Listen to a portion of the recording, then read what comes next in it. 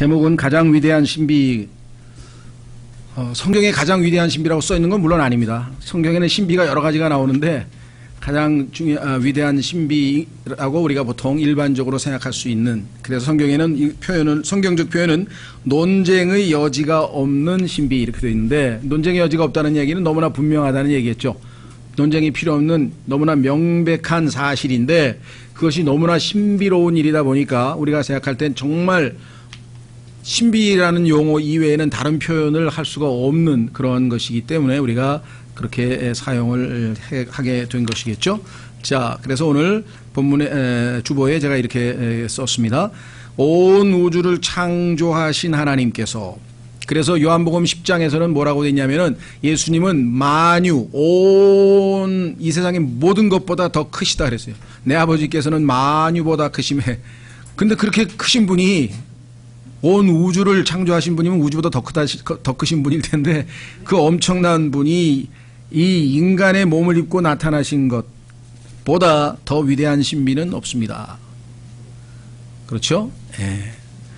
놀랍게도 이 놀라운 계시의 말씀이 모든 성서들에서 삭제되어 있습니다. 그럼 무슨 소리냐? 여기 보시면 오늘 본문에 보니까 둘째 줄에 하나님께서 육체 안에 나타나시고 이렇게 되어 있어요. 그런데 이 하나님이라고 하는 단어를 모든 성서들에서 없애버렸습니다. 왜 그랬을까요? 하나님께서 인간에게 알려주시고자 하는 가장 위대한 진리와 가장 위대한 신비, 가장 중요한 진리, 그렇죠? 그것을 마귀가 가만둘 리가 없죠. 그래서 그거를 살짝 고쳐서 사람들로 하여금 그 진실을 흐려놓고 알지 못하게 만들었습니다. 물론 다른 구절을 통해서 알 수 있겠지만 이렇게 명백하게 하나님께서 육신을 입고 나타나셨다는 구절이 그렇게 성경에 많지 않은데도 불구하고 이 엄청난 구절을 지워서 버렸다. 그럼 하나님을 뭐라고 고쳤냐면 그라고 고쳤어요. 그는, 여러분 생각엔 어떠세요? 그는 육체 안에 나타나시고, 그럼 그가 누구냐 그러면 다 예수님이래요. 예수님이 이 지상의 역사적인 인물이죠.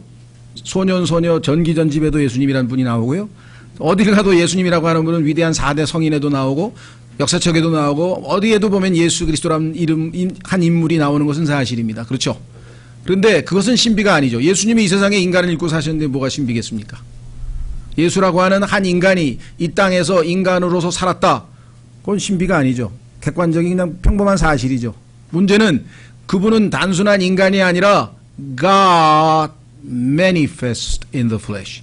하나님이셨는데 그분이 이 지상에 내려와 인간의 몸을 입고 33년 반 동안 살다가 다시 하늘로 돌아가셨다. 여기 영광으로 올라가셨다고 성경의 마지막 기록에 돼 있죠. 오늘 본문에.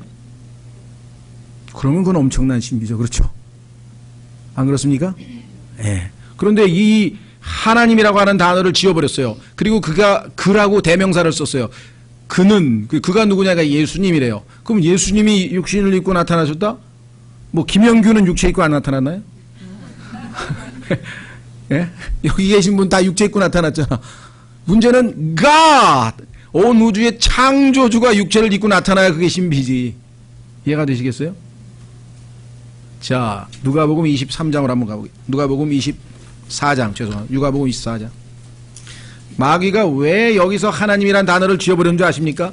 만약에 하나님께서 인간의 몸을 입고 이 땅에 나타났는데 온 우주 만물을 창조한 그 어마어마한 무한 광대하고 무소부재하고 전지전능하고 거룩하고 그 누구와도 견질 수 없는 위대한 존재가 이 땅에 인간과 똑같은 육체를 입고 나타나서 엄마 뱃속에서 잉태되어 있다가 태어나서 엄마 젖을 먹고 자라고 먹고 마시고 우리처럼 인간하고 똑같이 느끼고 살다가 지정의를 가지고 인격으로서 살다가 가셨다. 그분이 이 땅에 오신 적이 있었다라고 하는 것이 사실이라고 한다면, 그리고 왜 그분이 오셨는지를 우리가 깨닫는다면 우리의 인생의 모든 문제는 다 풀릴 수밖에 없다. 내가 어디서 왔는지도 풀리고 내가 왜 사는지도 풀리고 내가 죽으면 어디로 가는지도 풀고 왜 내 마음이 공허한지도 풀리고 내가 어떨 때에는 착하게 살다가 어떨 때는 악하게 사는지도 풀리고 이 땅에 왜 죄와 그렇게 살인과 폭력과 이 비인간성이 난무하는지도 풀리고 모든 것이 그분의 말씀을 통해서 다 풀릴 수 있다. 유일한 진리, 내가 곧 길이요 진리요 생명이다. 그분이 이 땅에 인간의 모습으로 나타나셨기 때문에 그렇다. 그래서 가장 위대한 신비, 이 신비를 풀리면, 이 신비가 받아들여지면 나머지 모든 것들이 다 명확하게 우리에게 성경에 따르면 plain, 명백하게 깨달아질 수 있다라고 잠언 8장에 있다. 너무나 많은 사람들이 이 신비 앞에서 황당한, 온 우주 만물을 창조하신, 심지어는 오늘날 우리나라에서 교회를 다니고 있는 카톨릭 700만, 잘 모르겠어요 제가 카톨릭은, 개신교 860만 중에서 무려 500만 명이나 되는 사람들이 예수님을 God manifest in the flesh, 여기 나와 있는 말씀으로 안 믿습니다.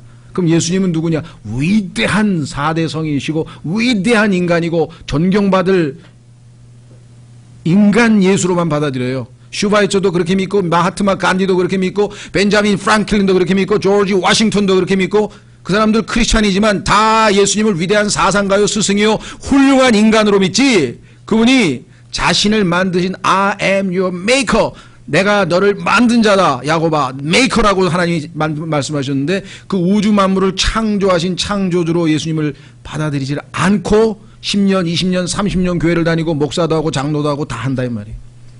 그런데 그들이 죽고 나중에 예수 그리스도 앞에 섰을 때 자신이 그렇게 존경한다고 그렇게 따른다고 했던 예수님이 자신의 창조주요 온 우주의 심판자로 그 앞에 서게 될 때 얼마나 당혹스럽겠냐 한번 생각해 보세요. 그래서 이 위대한 신비를 풀어야 된다. 이 위대한 신비가 해결이 안 되면 교회를 다녀도 무슨 뭐 직책을 가져도 아무런 의미가 없는 것이에요. 그래서 이 신비를 반드시 교회에서 설교해야 돼요. 그래서 이 디모데전서 3장에 보면은 15절이 교회는 진리의 기둥과 터라고 하면서 그 교회가 전해야 될 진리의 첫 번째가 뭐냐? 예수 그리스도, 그분은 하나님이 육체를 입고 나타나신 분이시다. 소위 말하면 인카네이션이라고 하고요. 교리적으로는 성육신이라고도 하고요. 뭐라고 표현했든 간에 중요한 거는 하나님이 인간의 몸을 입고 이 땅에 찾아오셨다. 그 이유와 목적과 결과와 과정을 우리가 안다면 완전히 다른 인생을 살 수가 있다. 완전히 새로운 인생을 살 수가 있다 이 말이죠. 그래서 이 진리를 마귀는 집요하게 없애려고 합니다. 우리가 또 신학적으로는 이것을 예수 그리스도의 신성이라 그래요. 예수님은 신성을, 인간성, 휴머니티뿐만 아니라 deity, 예수님은 신의 성품을 지니신 하나님이셨다고 하는 사실. 그렇죠? 자, 한 구절만 더 제가 설명하고 다음 넘어가겠습니다. 누가복음 24장으로 가보십시오. 누가복음 제가 24장이라 그랬죠. 예, 23장 42절 3하고 4하고 왔다 갔다 이제 죄송합니다. 23장 42절 문맥을 확인하기 위해서 39절부터 읽겠습니다. 39절부터 매달린 범죄자 중에 하나는 그분을 욕하며 이르되 내가 만일 그리스도이거든 내 자신과 우리를 구원하라 하되 다른 하나는 되받아서 그를 꾸짖으며 이르되 내가 동일한 정죄를 받고서도 하나님을 두려워하지 아니하느냐? 이 사람은 지금 하나님을 두려워한다는 얘기는 앞에 달린 분이 하나님이라고 하는 것을 알고 하는 거예요. 사실은 지금 무슨 말인지 이해가 되시겠어요? 예. 이 땅에 존재하는 모든 인간은 십자가에 달리신 예수 그리스도를 중심으로 좌우로 나뉩니다. 좌측에 달린 강도는 여전히 예수님을 인간으로 알고 네가 메시아라면 왜 그러고 있냐 비참하게 예수님을 그렇게 대접하고 있고, 오른쪽에 달린 자는 이분은 하나님이시고 주님이신데 그분이 우리의 죄값을 치르기 위해서 달려 계신 거구나. 둘 중에 하나예요. 자, 그래서 어떻게 되겠습니까? 여기서 41절 우리는 우리가 행한 일에 합당한 보응을 받으니 참으로 공정하여 정죄를 받거니와 이 사람은 아무 잘못도 행하지 아니하였느니라. 죄 없으신 분이 너와 나의 죄값을 치르기 위해 달려있는 거 아니냐. 예수님께 이르되 주여, 주께서 주의 왕국으로 들어오실 때 나를 기억하옵소서 하며 예수님께서 그에게 이르시되 진실로 내가 이르노니 오늘 내가 나와 함께 낙원에 있으리라 하시니라. 만약에 예수님께서 인간 예수님이고 온 우주 만물을 창조하신 주, 구약의 주님, 여호와 하나님이 아니셨더라면 이 말을 듣고 참담하도다, 나는 인간에 불과하거늘 네가 감히 나를 주님이라고 부르느냐. 그렇지 않았겠어요? 그렇게 한 사람이 누구예요? 베드로예요. 베드로에게 엎드려가지고 기적을 베풀어서 병이 나니까 베드로가 주님인 줄 알고 엎드리니까 옷을 찢으면서 나도 너와 같은 인간인데 어찌 나에게 엎드려 경배하느냐, 나는 하나님이 아니다. 근데 예수님은 병을 고쳐주고 엎드려서 경배하니까 버젓이 경배를 받으시더라 이 말이에요. 그럼 예수님은 교만해서 경배를 받으셨나요? 예수님은 자신이 경배 받으실 분이시기 때문에 당연히 경배를 받으시는 거예요. 여기도 주여 그랬어요. 십자가에 달려있는 한 인간에게 주여. 주님이 본인이 아니시라면 그런 말씀을 듣고 가만히 계시면 그분이 이상한 사람이에요. 그렇죠? 예. 누군가가 저한테 와서 갑자기 엎드리더니 주여 그러면 난 너무 놀래가지고 잔도 깨버리는 뻔했네. 너무 놀랄 거 아니에요. 그렇죠? 내가 왜 주님이냐고.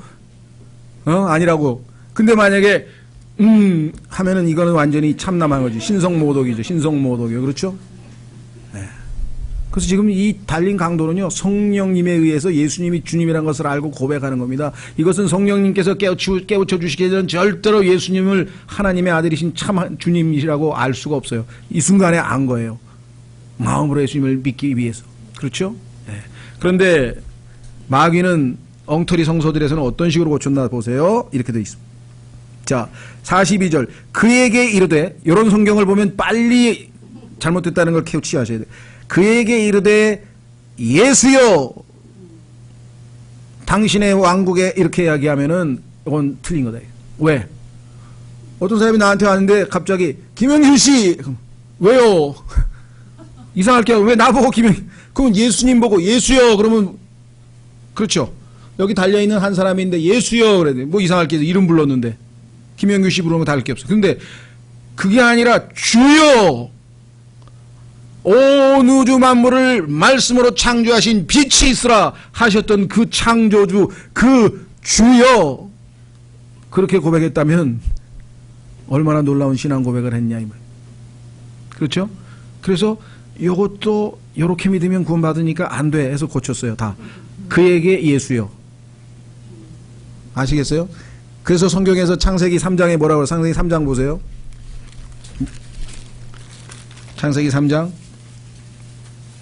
1절, 창세기 3장 1절. 이제 뱀은 주 하나님께서 만드신 들의 어떤 짐승보다 더 뭐라 그랬습니까? 간교하더라. 너무나 많은 사람들이요, 아니 아까 하나님은 육신으로 나타나셨다? 근데 그 예수님이 그 차이 있나요? 차이 잘 몰라요. 지금 이렇게 설명을 하면 맞지. 그 다음에 그에게 예수여 그래도 뭐 그에게 예수여나 예수께 주여나 그 차이 있어요? 차이를 모르게끔 그럴싸하게 속이기 때문에 간교한 거예요. 아주 웬만큼 영적으로 예민하고 깨어있지 않은 사람이 읽으면 몰라요. 읽어도 그냥 읽으면 별 차이 없는 것 같은데 이렇게 됩니다. 이렇게 해서 성경을 얼마나 아주 핵심적인 구절들을 뜯어 고쳤는지 모릅니다. 자, 그래서 오늘 주님께서 다시 본문으로 돌아옵니다. 가장 위대한, 논쟁의 여지가 없는 위대한 신비는 뭐냐? 바로 하나님께서 인간이 되어 나타나셨다. 그런데 그 나타나시는 방법이 얼마나 신기한 것인가. 첫 번째, 하나님께서 육체 안에 나타나셨는데 그 위대한 신비의 첫 번째가 성경에 보니까 어떤 방식으로 나타났는가 한번 확인해 보겠습니다. 사도행전 20장 28절.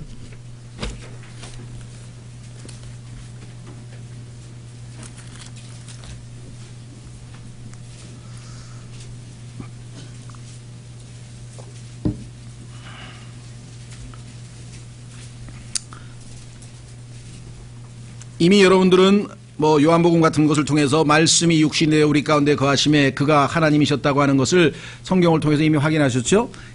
말씀이 육신이 돼서 우리 가운데 거하시는데 그 말씀이 하나님이셨다라고 하는 표현이 요한복음 1장 1절에 나오고 1장 14절에 나오고 또 예수님이 하나님이셨다고 하는 발이 로마서 9장 5절에 나오고 요한일서 5장에 나오고 예수님이 하나님이셨다고 하는 성경 구절은 성경에 많습니다. 그 많은 구절들을 읽고도 여호와의 증인들은 아직도 예수님은 인간일 뿐이라고 믿으면 성경을 안 믿든지 아니면 뭐 성경을 믿고 성경은 들고 다니는데 성경에 써 있는 대로 안 믿으면 그건 너무 이상한 거잖아요. 그렇죠? 자, 사도행전 20장 28절에서 말씀하고 있는 내용은 이렇습니다. 그러므로 너희 자신과 온 양떼에게 주의를 기울이라. 성령님께서 너희를 그들의 감독자로 삼으사, 그 다음에 잘 보세요. 하나님의 교회 곧 그분께서 자신의 피로 사신 교회를 먹이게 하셨느니라. 자, 그러면 하나님의 교회에 하나님이 명사로 나와 있고 자신의 할 때 his own blood 할 때 his라고 하는 것은 God's 하나님의 자신의 피죠. 하나님을 받는 대명사죠.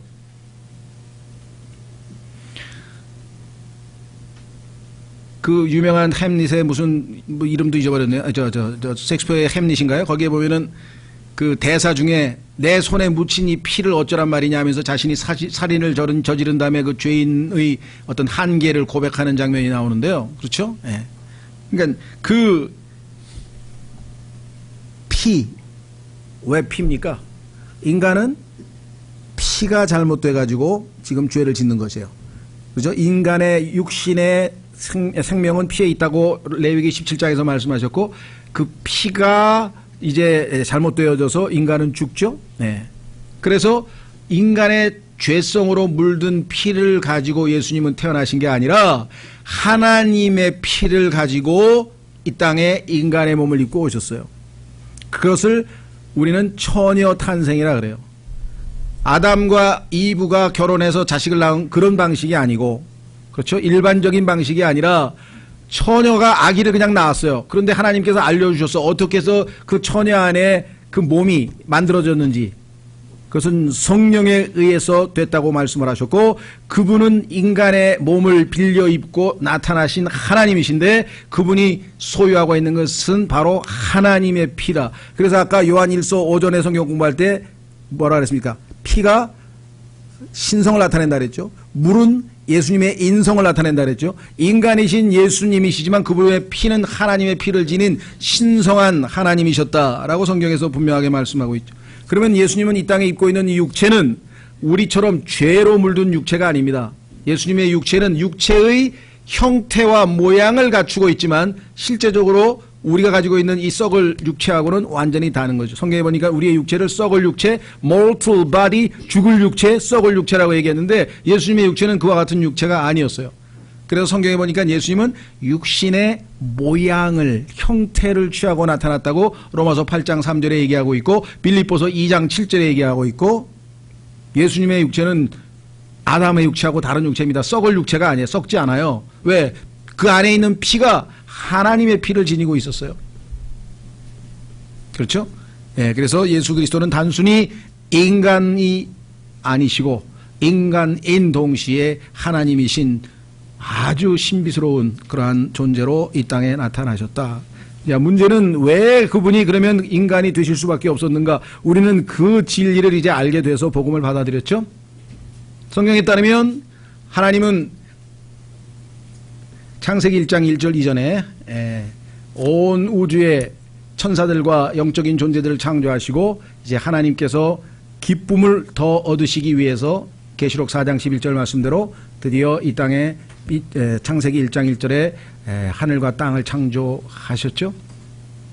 그리고 그 하나님께 대적한 마귀를 심판하시기 위해서 1장 2절에 심판이 있었고 1장 3절에 하나님께서 이제 새로운 출발로 이제 이 빛이 있으라 하면서 이제 어둠을 제끼고 이제 빛과 어둠을 나누시는 역사가 있고 하여간 그 과정을 거쳐서 하나님께서 이 땅에 우리와 같은 아담이라고 하는 인류의 조상을 창조하셨는데 그로 하여금 하나님은 기쁨을 얻으시고 그와 교제하기 원하셨죠. 창세기 3장에 보면은 그 아름다운 모습이 거기에 나옵니다.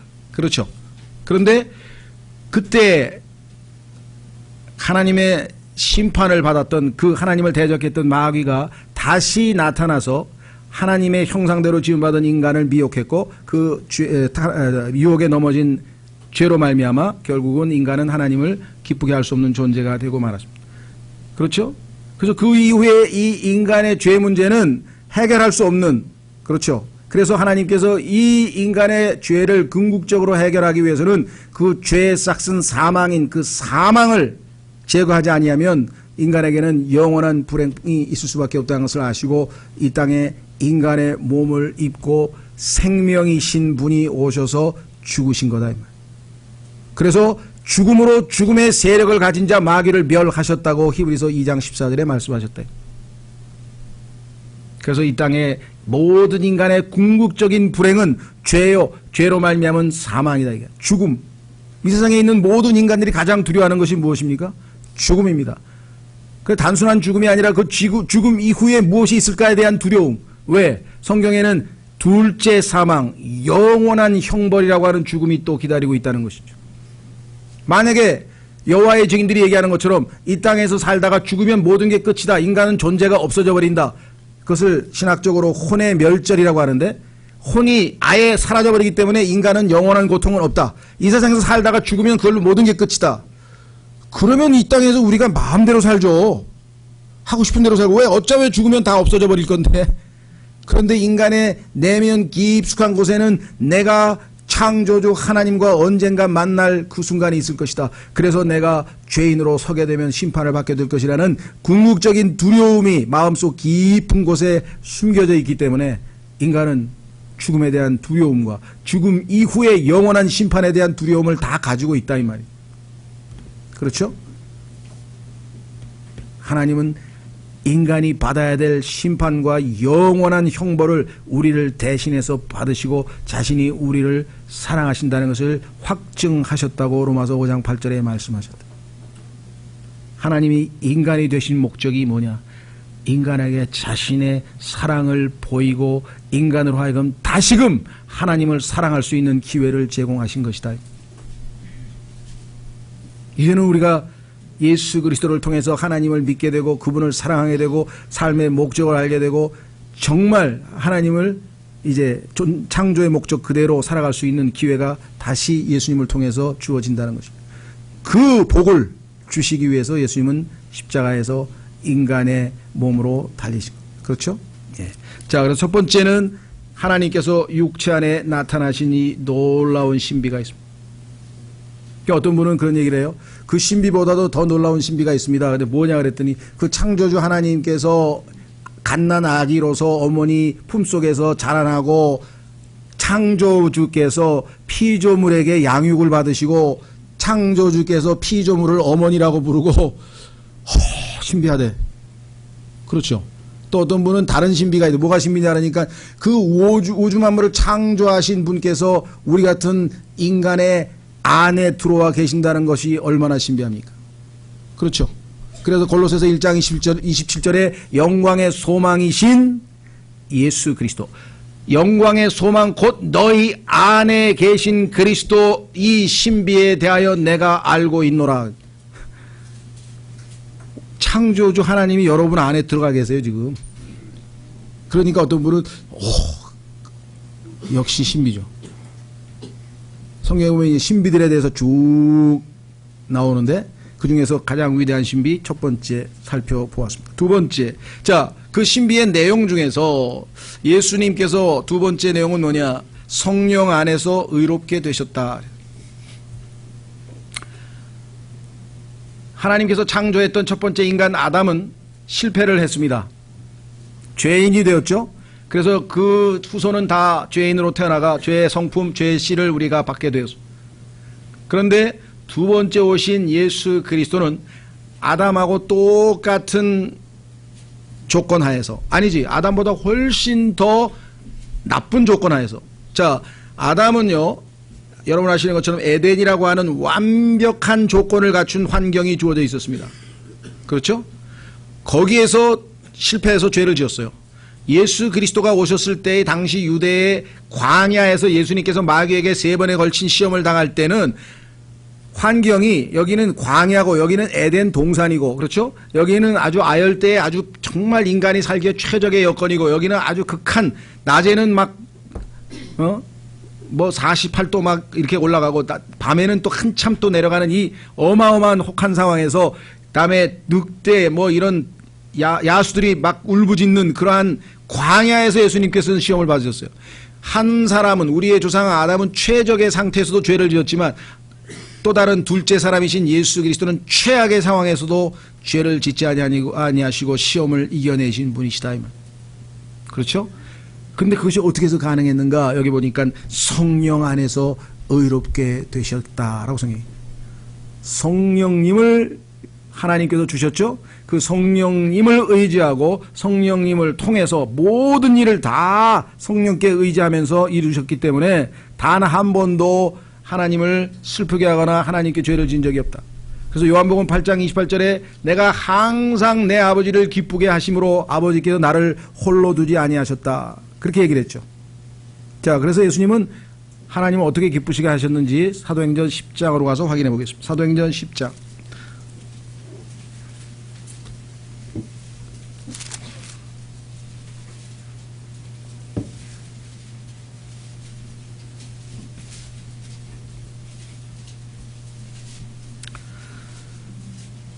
사도행전 10장 38절. 사도행전 10장 38절. 이렇게 기록되어 있습니다. 하나님께서 나사렛 예수님께 성령님과 권능으로 기름을 부으심에 그분께서 두루 다니시며 선을 행하시고, 그렇죠? 예, 성령과 권능을 덧입은 그리스도인이다 내가. 그렇다면 그는 가만히 있질 않아요. 여러 곳을 다니면서 두루 선을 행하게 될 겁니다. 예수님처럼 마귀에게 억눌린 모든 사람을 고치셨으니 이는 하나님께서 그분과 함께 하셨기 때문이라. 예수 그리스도의 삶은 항상 성령님에 의해서 성령님과 동일하게 성령님과 함께 이루어진 삶이기 때문에 나중에 누가 봐도 단 한 번도 죄가 없으셔서 예수님의 원수들도 저 사람은 의롭다. 그렇죠? 예수님의 친구들도 저분은 의인이시다. 그 누구도 예수 그리스도가 죄를 지었다고 증언할 사람이 단 하나도 없었다는 사실을 성경에서 말씀. 그래서 성경에 보니까 예수님은 죄를 알지도 못하시고 죄를 짓지도 아니하시고 죄와 아무 상관이 없는 분이시다라고 성경에 말씀. 그래서 그것을 완전히 거룩하신 분이시다. 그래서 여기 성령 안에서 의롭게 되신 분이시다. 그렇기 때문에 하나님께서 예수님을 우리를 위한 속죄 헌물로 화목 헌물로 받으실 수가 있었습니다. 만약에 예수님께서 이 땅에 오셔서 아담처럼 죄를 지어서 시험에 넘어져서 무너졌다면 흠이 있고 점이 있는 그 어떤 제물도 헌물도 하나님께서는 받으실 수 없다고 구약 성경에 기록해 놓으셨죠. 그렇죠? 예수 그리스도를 하나님께서 십자가에서 속죄 헌물로 여러분과 저를 대신한 화목 헌물로 받으셨다고 하는 이야기는 예수님은 단 하나의 흠도 점도 죄도 전혀 없어서 성령 안에서 의롭게 되신 인간이셨다, 사람이셨다라고 하는 것을 보여준다. 하나님으로서야 당연히 죄가 없겠지만 이 땅에 인간의 몸을 입고 와서 이 땅에 살아셔서 누가복음에 보면은 한 인간으로서 예수님의 삶이 기록되어 있어요. 그러나 그에게서 단 하나의 죄도 발견할 수 없었다고 모든 사람의 증언들이 성경에 기록되어 나와 있습니다. 그래서 여기 나와 있는 것처럼 성령 안에서 의롭게 됐다. 어떤 분들은 아니 예수님께서 원래부터 의로우신 분인데 의롭게 될 이유가 있으십니까? 그 용어에 대해서 조금 오해하시는 것 같아요. justified란 말이. 그 얘기는 뭐냐면요, 그분이 원래 의로우신 분인데 이 땅에서 삶을 사시면서 혹시라도 죄를 졌다든가 그러면은 그분은 의롭게 될 수가 없죠. 사람들이 그분을 의롭다고 칭할 수가 없죠. 죄를 지었으니까. 아담도 처음에는 죄를 안 지었었어요. 당연히. 성경에 보니까 전도서 7장에 하나님께서 처음에 아담을 지었을 때 upright, 곧바르게 비뚤어지게 창조한 게 아니라고 분명하게 되어 있어요. 그런데 그가 많은 inventions, 창안물들을 골라내서 자꾸 죄를 지어서 빗나가 버렸다고 성경에 기록되어 있다. 근데 예수님은 그대로 단 한 번도 빗나감이 없이 그대로 살아서 나중에 전체적으로 모든 사람들이 또 하나님마저도 justified, 의롭다고 선포될 수 있었다라는 것입니다. 그래서 그분이 온 우주에서 유일하게 죄인들을 대신할 대속 제물로 인정받으신 단 한 분밖에 없다 이 말이에요. 그렇죠? 이 땅에 있는 모든 종교와 기독교, 즉 성경적 기독교와의 차이점은 그렇습니다. 다른 종교는 내용을 그럴싸하게 좋은 말씀들이 여럿 있어요. 그렇죠? 그러나 성경에서 말씀하시는 것은 좋은 말씀이 아니라 인격이신 살아계신 분이 바로 진리시고 그분이 바로 생명이시다. 예를 들어보세요. 어떤 사람이 지금 물에 빠져서 죽게 됐는데 거기에 가서 한 사람이 가서 그거 자유형 수영만 하면 꼭 나오는데 그거 좀 어떤 사람이 그거 배영만 하면 그 다음에 어떤 사람이 뭐 다양한 방식으로 탈출 방법을 가르쳐 줘도 그 사람은 지금 그 아무것도 할 수 없는 무기력자인데 어떻게 그걸 하냐 이 말이죠. 그렇죠? 이 세상에 좋은 종교들 많습니다. 다 죽어있는 물에 빠져서 허덕여서 죽어가는 사람들에게 좋은 얘기 다 합니다. 그러나 예수 그리스도는 그게 아니에요. 자신이 직접 물 안에 들어가서 그 죽은 자를 건져내고 자신이 그를 대신해서 죽으시는 그러한 해결책을 제시하신 거예요. 그래서 성경은 I am the truth. 내가 곧 살아계신 예수님이 I am the life. 내가 곧 생명이고 인격이신 예수 그리스도가 진리고 그분이 생명이지 그분이 가르쳐준 사상, 가르침, 좋은 무슨 그런 내용이 그런 게 아니라 그렇죠? 자, 그래서 두 번째 우리가 예수님은 완전히 의인으로서의 삶을 사셨다. 만약에 여러분과 제가 예수 그리스도께서 우리 안에 들어와 계신데 전적으로 그분만을 의지하고 믿음으로 산다면 예수 그리스도처럼 성령 안에서 의롭게 될 수 있다는 것이죠. 세 번째, 천사들에게 보이셨다. 여러분들 누가복음 2장에 보면 예수 그리스도께서 탄생하실 때 천사들이 지켜보고 있었죠. 얼마나 자신의 창조주이신 분이 인간의 몸을 입고 이 땅에 내려갔으니 얼마나 관심이 많았겠어요. 천사들이. 도대체 왜 내려갔냐? 왜 내려가셨을까요? 천사들이 거기에 얼마나 관심이 있었는지 아십니까? 한번 확인해 보겠습니다. 베드로전서. 여러분들 생각에는 천사들이 왜 그렇게 예수님께 관심이 있냐?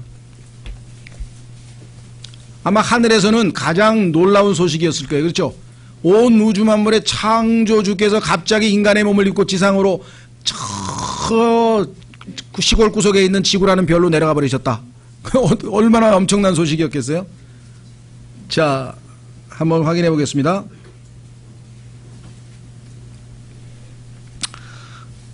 찾으셨습니까? 베드로전서 1장. 베드로전서 1장 10절. 베드로전서 1장 10절.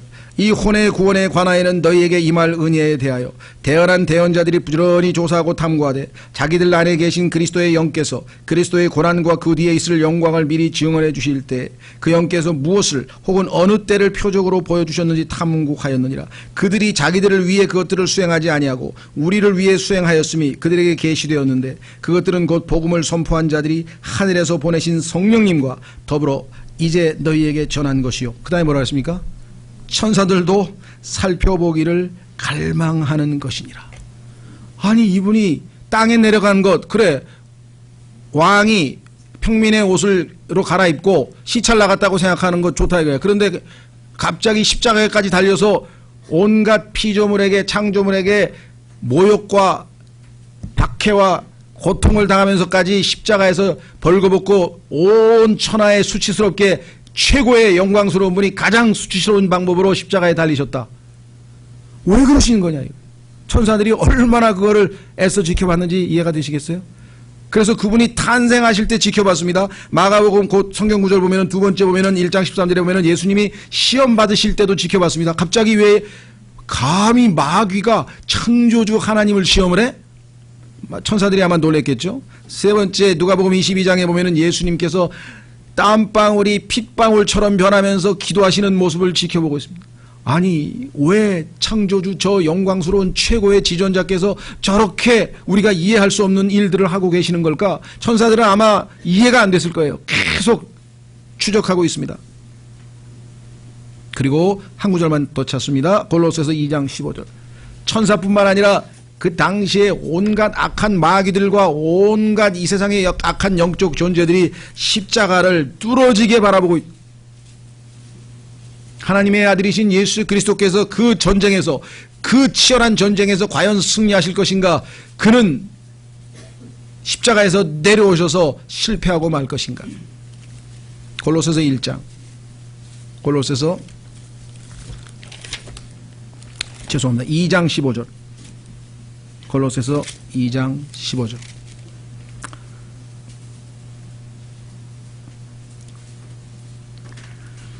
찾으셨습니까? 14절부터 보시면은요. 골로새서 2장 14절. 우리를 대적하고 우리를 반대하던 그 규례들을 손으로 기록한 것을 지우시고 그것을 길에서 치우사 그분의 십자가에 못 박으셨으며. 자, 십자가에서 그분은 인간을 억눌렀던 그 모든 율법의 속박을 완전히 제거해버리셨습니다. 율법을 권능으로 삼아서 죄인들에게 권력을 행사하던 마귀를 이제 심판하시는 거죠. 15절.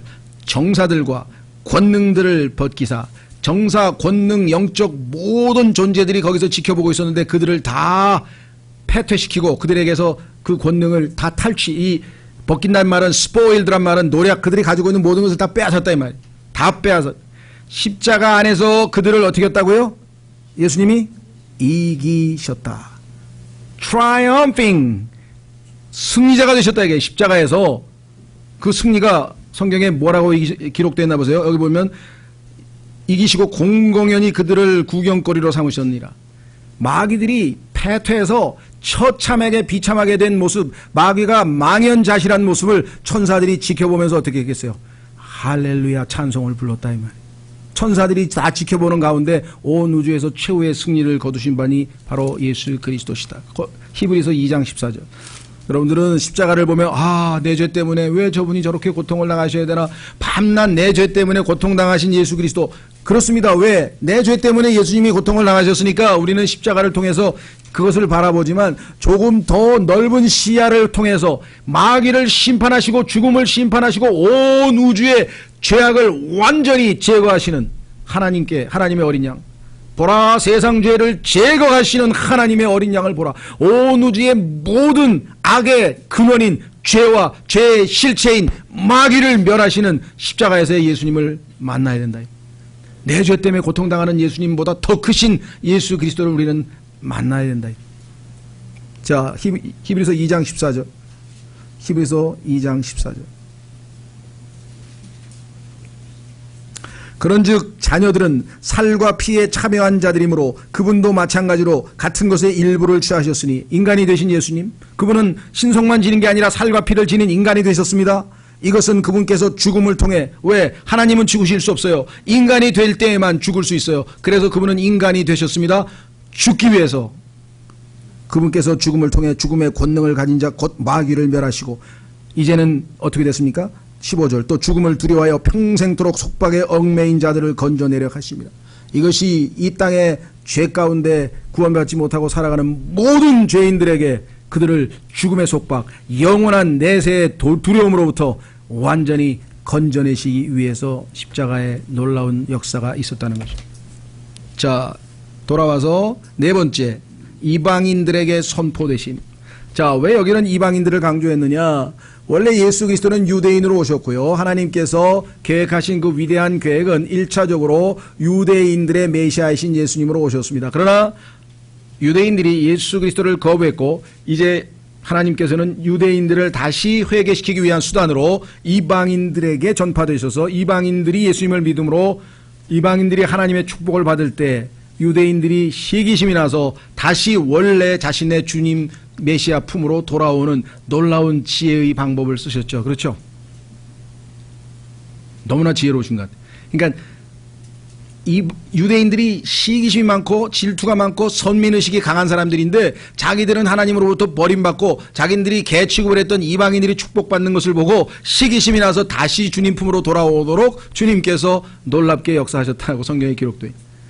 로마서 9장 10장 11절을 읽어보시면 하나님께서 어떠한 방식으로 이 땅에 있는 유대인과 이방인들에게 역사하셨는지 그 경륜, 하나님의 놀라운 경영 방침이 소개되어져 있습니다. 자, 그래서 이방인들에게 선포된 그 가장 적나라한 역사 기록이 사도행전 8장서부터 28장까지 자세하게 기록되어 있죠. 그렇죠? 자, 그리고 이방인과 유대인과의 관계가 로마서 9장에서 11장까지 나와 있습니다. 자, 그러면 성경에서 두 구절을 통해서 이방인들에게 어떤 방식으로 선포했는지 한번 확인해 보죠. 에베소서 3장 8절. 에베소서 3장 8절.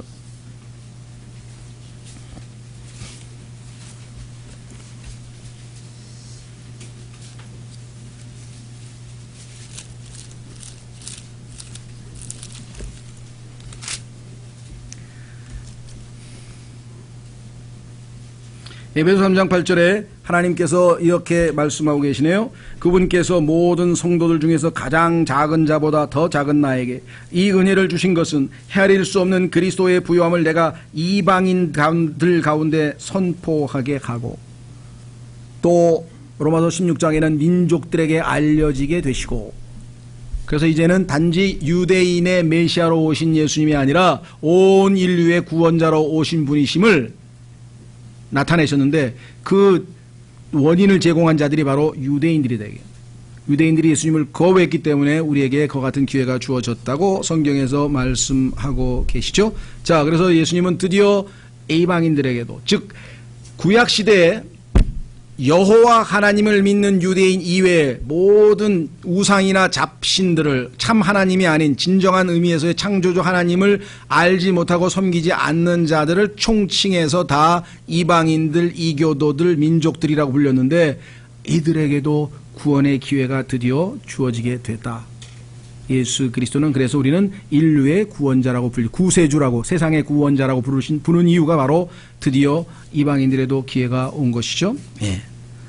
자, 그 다음에 다섯 번째, 예수 그리스도의 이 땅에서의 행적 가운데 세상에서 믿기심. 자, 그 얘기는 뭐냐면 세상 사람들이 예수님을 믿었다 이 말이죠. 왜? 하나님께서 이 세상의 모든 인간들에게 제시하신 조건은 딱 하나입니다. 이 땅에 인간이 행한 그 어떠한 행위도 하나님의 그 기준에 미치는 게 단 하나도 없어요. 하나님의 의로운 기준에, 하나님께서 accept, 받아주실 만한 그 기준에 도달한 인간은 단 하나도 없어요. 그래서 성경에 보니까 모든 사람이 죄를 지었으므로 어떻게 됐어요? 하나님의 영광에 이르지 못함으로. 그래서 아마 여러분들은 가끔 가다가 헬라어의 하마르티아라고 하는 죄라고 하는 단어는 이르지 못한 것이다. 활을 쐈는데 화살이 표적에까지 이르지 못하고 중간에 떨어져 버린 상태, 그것이 바로 죄다. 뭐 이렇게 해서 헬라어를 설명하시는 분들이 종종 있는데, 그게 개념에 도움이 되겠죠. 우리는 하나님의 그 영광까지 이르지 못하는, 그 누구도 인간의 힘으로는, 스스로의 힘으로는 하나님의 의의 기준에 이르지 못하기 때문에 하나님께서는 하나님의 의이신 예수님을 거저 선물로 줄 테니까 와서 믿음의 손을 내밀어라. 이게 거저, 믿음으로 거저. 그래서 여기 하나님께서 구원을 베푸시는 장면을 세상에서 믿기심. 자, 요한복음 3장 36절 가겠습니다. 그 유명한 믿음을 통해서 영원한 생명이 주어진다는 약속입니다. 이 얼마나 감사한 일입니까? 만약에 여러분과 저들에게 평생, 그렇죠? 율법을 완전히 지킬 경우에만 구원을 주겠다. 그건 유대인들은 다 실패했습니다. 우리 이방인들에게는 평생 단 한 번도 양심에 어긋나지 않게 완전하게 살 경우에만, 하나님이 요구하신 조건은 전혀 그와 다른 거예요. 인간을 철저하게 알기 때문에 우리는 죄를 지어서 죄인이 아니고 죄인으로 태어나서 죄를 지을 수밖에 없는 운명이에요. 우리 몸 안에 죄의 피가 흐르고 있어요. 피를 못 속여요. 언제든지 죄를 지어요. 상황만 주어지면. 그렇죠? 그렇기 때문에 하나님께서는 우리에게 아무것도 기대하지 않으셔요. 단 한 가지만 기대하세요. 뭐야? 너희를 대신해서 너희의 죄값을 치르기 위해서 십자가에 죽은 내 아들을 존귀히 여겨라. 시편 2편에 내 아들에게 입 맞추라. 내 아들을 존귀히 여겨라. 내 아들을 믿으라. 내 아들이 너에게 해준 것을 받아들이라. 내 아들이 나를 사랑해서 너희를 대신해서 죽은 그 아들의 사랑을 받아들이라. 아들을 어떻게 대하느냐에 따라서 하나님께서 단 한 가지 조건이에요. 그래서 성경에 보니까 구원받는 방법은 딱 두 가지야. 원래는 한 가지인데 동전의 앞뒷면이야. I did it my way. 내 인생길을 내 맘대로 가다가 아니고 하나님께로 돌아와서, 그게 하나님을 향한 회개야. 하나님, 내 인생은 이게 잘못된 인생입니다. 하나님, 이거는 빗나간 인생입니다. 이건 멸망의 인생입니다. 이거는 아무런 의미가 없는 인생입니다. 저는 하나님 품으로 돌아오겠습니다. 돌아왔어. 그러니까 아버지께서 뭐예요? 아무 요구도 없이 예수 그리스도를 향한 믿음. 내 아들이 너희를 위해서 다 이루었다. 너는 아무것도 할 게 없어. 그냥 내 아들을 믿으라. 그럼 믿었잖아요. 여기 써있죠. 자, 요한복음 3장 16절. 요한복음 3장 16절. 하나님께서 세상을 이처럼 사랑하사 자신의 독생자를 주셨으니 이것은 누구든지 그를 믿는 자는 멸망하지 않고 영존하는 생명을 얻게 하려 하심이라. 하나님께서 자신의 아들을 세상에 보내신 것은, 예수님이 인간이 되신 이유는 세상을 정죄하려 하심이 아니요 그를 통해 세상을 구원하려 하심이라. 세상을 구원하러 오신 하나님, 인간이신 하나님 예수 그리스도. 마지막으로 그분께서는 이 땅에서 자신의 책무를 다 마치셨습니다. 아마 하나님께서 이보다 더 기쁨이 있으셨을까요? 성경에 보니까요, 예수 그리스도께서 처참하게 그의 혼이 상했다고 성경에 써 있는데요, 그 모습을 보고 아버지가 기뻐했다고 성경에 써 있어요. 이건 요즘 심리학자들이 보면 이건 새디스트예요, 완전히. 그렇잖아요. 자신의 아들이 지금 처참하게 십자가에 매달려서 죽는데 그거를 기뻐하시는 아버지가, 자기 아버지가 그걸 기뻐했다면 그 사람 정상이 아니죠. 근데 하나님은 자신을 믿고 자신을 의탁해서, 히브리서 5장에 아들이 자신을 믿고 자신을 다시 살릴 것을 믿고 성경에 써 있어요. 아버지에 대한 사랑을 확증하고 아버지의 뜻에 순종해서 자기가 하늘의 미랄로 땅에 떨어져 썩어 죽으면 많은 열매를 맺어서 아버지가 더 많은 영광과 기쁨을 얻으실 것을 바라보면서 미래에 있을 기쁨을 바라보면서 현재의 수치를 당하고 있는 그 아들을 얼마나 아버지께서 기뻐하셨는가, 그걸 아셔야지 아들이 고통당하는 것을 즐기는 무슨 새디스트 아버지가 아니시라 이 말. 그래서 히브리서 보면은 예수님은 수치를 당하시면서도 앞에 있는 기쁨을 바라보시면서 기뻐하셨다. 인내하셨다. 왜 인내하십니까? 조금만 있으면 내가 부활하시고 그 부활을 통해서 수없이 많은 영혼들이 다 구원받아서 하나님을 기쁘시게 하는 하나님의 아들들이 많이 늘어날 것을 바라보시면서 얼마나 흐뭇해 하셨을까 생각해요. 그게 바로 하나님의 기쁨입니다. 자, 그래서 하나님께서는 이제 어떻게 하셨어요? 7단계를 낮추신 장면이 빌립보서 2장에 나옵니다. 그런데 에베소서 1장에 보면은 7단계를 아들을 높이시는 거예요. 왜? 아들이 그렇게 순종하고 하나님을 기쁘시게 하셨기 때문에. 그 7단계의 영광을 받으시는 그 과정이 에베소서 1장에 기록되어 있는데, 여기에 보시면 사도행전 1장에 보니까 그 하늘로 올라가는 장면이 기록되어 있죠. 구름을 타고 올라가는 장면. 그 다음에 누가복음 24장에 보면은 들려 올려지셨다고 성경에 기록되어 있죠. 그렇죠? 자, 그래서 우리는 에베소서 1장으로 가서 7단계로 올려지시는 영광 받으시는 예수 그리스도. 여러분과 제가 하나님의 뜻대로 순종해서 십자가의 길을 간다면 예수 그리스도께서 높여지신 것처럼 우리도 십자가를 지고 주님을 따르면 영광스러운 미래가 여러분과 저에게도 기다리고 있을 것이겠죠. 자, 에베소서 1장 읽고 마치겠습니다. 에베소서 1장. 예수 그리스도께서 하나님께서 어떻게 높이셨는가, 예수님을.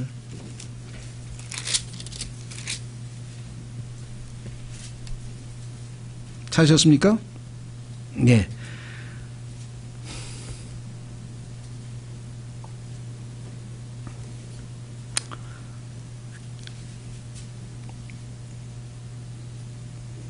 (20절) 에베소서 1장 20절.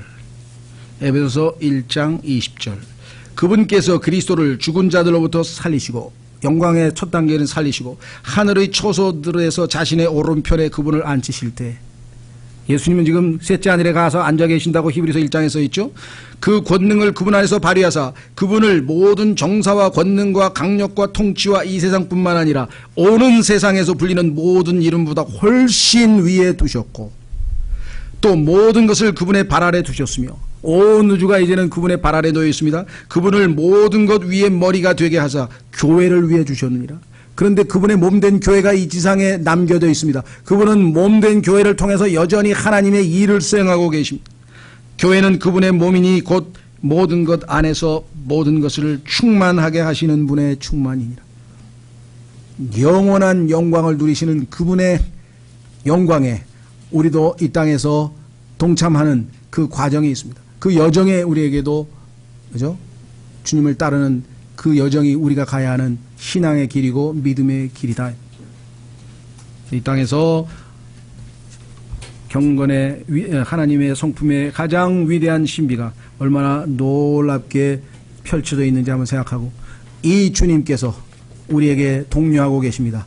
내가 속히 오리라. 인내함으로 십자가를 지고 나를 따르라. 또 여러분 우리 가야 할 길입니다. 이 시간에 우리 홍영마 형제님 나오셔서 빵을 위해서 기도해 주시고 우리 윤재근 형제님 자를 위해서 기도하시면서 오늘 이 놀라우신 주님을 기억하도록 하겠습니다.